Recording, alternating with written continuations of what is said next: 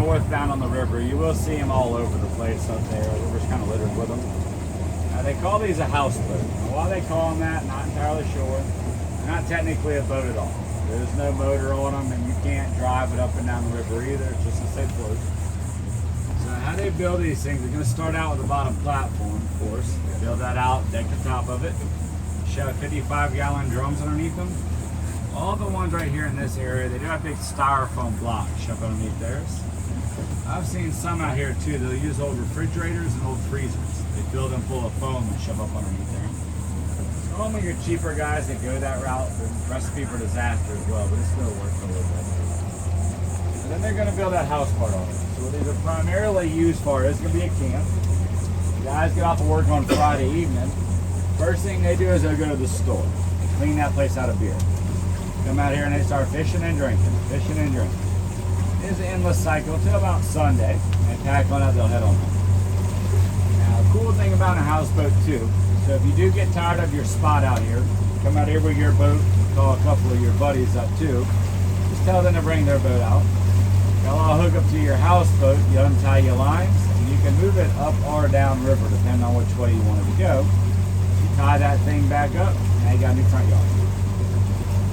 The one thing you don't do with them is you do not put them onto somebody's private. Those two back there on the right are tied off on a private. What? I didn't like them.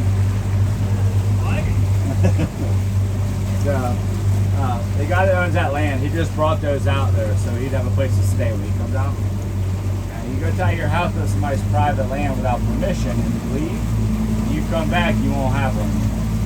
It will cut your lines and let that thing float on down the river like Huckleberry Finn. So you don't want that happening before you line. Now, the majority of all the ones on private land, they have ran power out to there. The ones on public, they run on a generator when they come out. You have to use the bathroom though. Some of the guys will use a bucket. So if you see any buckets floating around today, we're not inspecting anything. I don't know what's floating in there with a binding. Most of them all have like normal restrooms with filter systems and stuff on it. I think the last thing about a houseboat is pretty cool too. So if you ever did decide to move to Louisiana, you can retire out here if you wanted as well. Build a nice houseboat, get you a nice boat to go along with it. You're going to need one after all, right? You go wake up in the morning, you make yourself a cup of coffee, or you crack open a beer to Y'all been in Louisiana for like 3 minutes before y'all got here. I'm sure y'all have figured it out though. We like to drink around here. Y'all go like a local. Everybody, when they come to Louisiana, you'll eat 10 pounds heavier and with a bad liver. It's all just part of it. When you step on your porch, you probably have an alligator out there with you, but it is property tax free. You can't charge you to have your house put out here on the river. So you can't always keep that one in mind. Put that in your back pocket for retirement. I keep trying to convince my wife that they ain't happening. We ain't doing that. Maybe I'll get her one day. Now that I'm building me one for my getaway.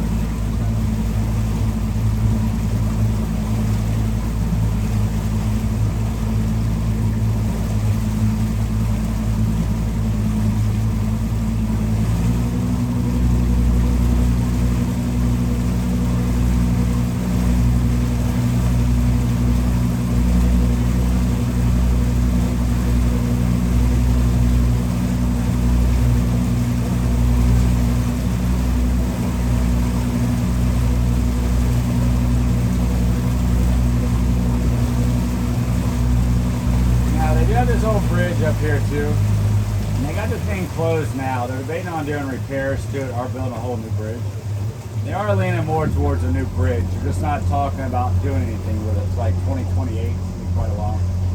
Louisiana is getting very good at just shutting our roads down for like 6 or 7 years and being like, deal with it. Now the bridge does technically still work, so it's considered the oldest working vertical lift bridge in the state of Louisiana.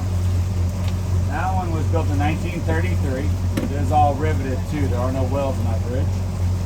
Up there at the top of it, they have the two counterweights. They weigh about 85,000 pounds each. So the bridge tender, he'll come out here. He climbs up in that house up on the top of that span. Pushes buttons on his control panel. The counterweights start to come down the center of that bridge. You go straight up. Now, for that one, it takes about 10 to 15 minutes for it to open and close. Seems like a long time, but for how old it is, that's not too terribly bad. Anybody can get it open for themselves as well. There's a 1-800 number on that sign up there. You call it, they'll come out there and open it for you free of charge.